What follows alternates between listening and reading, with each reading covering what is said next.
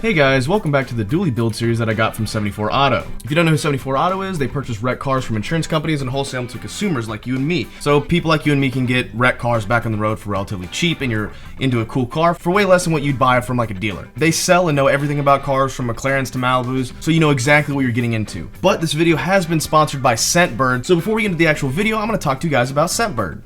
Ow, okay, alright, and out, nope, still tons of stuff in the garage. Alright. You know, I'll be honest with you guys. Thankfully, sponsorship and hookups is kind of like what keeps builds like this alive. So I'm glad you understand that. But for real though, when I'm in the garage like 3 or 4 days a week making stuff, I start smelling really bad. Kind of like shit. It's like a natural musk. Like something's wrong with my body. I stink, like a lot. So Scentbird reached out to me. They're like, dude, we can smell you through the screen and we want you to smell not like what you smell right now. We want you to smell way better. We want you to smell like it's 1998 on Christmas morning as your aunt sits down with that cup of coffee for you to open up that Christmas present that she swore she wasn't gonna give you. You know exactly what smell I'm talking about. It's different than what you're used to, but you like it. And also your pants are tighter for some reason. They're like, dude, we're gonna send you some stuff so you don't smell bad. And I was like, that's cool. I'm sure most people, including my girlfriend and stuff like that, will appreciate that. So Scentbird is a monthly subscription that allows you to try and sample over 600 different brands in cologne, perfume, skincare, and other cosmetics. Scentbird lets you try new perfume or cologne every month for just 15 bucks. So every 30 days you'll get a month's supply of smelly goodness. It's like 120 to 140 sprays, which is way more than like the sample stuff you get at department stores. And you can even upgrade to 2 or 3 different products a month. They have a ton of colognes for you to choose from, like Hugo Boss, Gucci, Tom Ford, Kenneth Cole, isn't that a country singer? And tons other. They're partnered up with the majority of brands, which means all the colognes you get are 100% authentic. And on top of that, they just launched their new skincare line. They have some really good options for men like Anthony Brands, Zier, I think I pronounced that wrong. Don't sue me. Ernest Supplies. They also even launched their own bamboo charcoal line, which is for both dudes and chicks and anywhere in between. Even has a cleansing stick and a mask. Almost sounds like bondage. So if you're all like, I don't want any more colognes, you can try some of their other products for the same $15 a month. And here's all the scents that they sent me. Pretty simple. You just twist the top up, you know, like that. I didn't even know you could do this, but you just pull the whole vial out, just like that, and it tells you what it is. This one is The One Gentleman by Dolce & Gabbana. You know, like that Riff Raff song? This one has like a very manly cologne smell, for lack of a better term. But these two are easily my favorite. The Dolce & Gabbana one is definitely for like a night out, but like this would be great for daily stuff. Bulgari Extreme. It's got a really clean smell. It's something that I would definitely wear on the daily. And then this one's Notting Hill English Laundry. Got a little bit more of a powdery smell. If that makes sense, I'm really not that good at describing stuff. But I like this one a lot too. But I definitely think that this one is my favorite out of all of them. Something that I could use definitely more often than the other two. They also sent me this bamboo charcoal stick, which I'll be interested to see how it works. So make sure to go to my custom URL, scentbird.com. I'm doing this motion because it's probably on the screen right now. Editing version of me. And I'll give you 30% off your first month.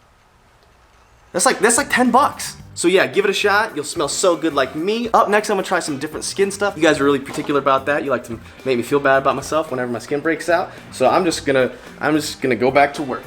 And I'm just gonna stop thinking about how mean you guys are to me sometimes. Because you like to be rude.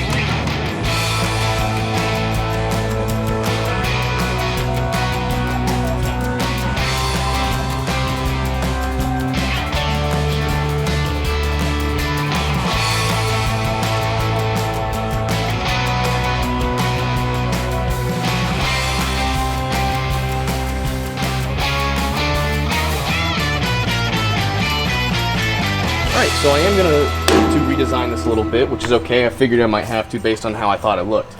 I thought to myself, I just have a piece of metal that runs along the bottom of it, kind of fills in that extra gap between here and here.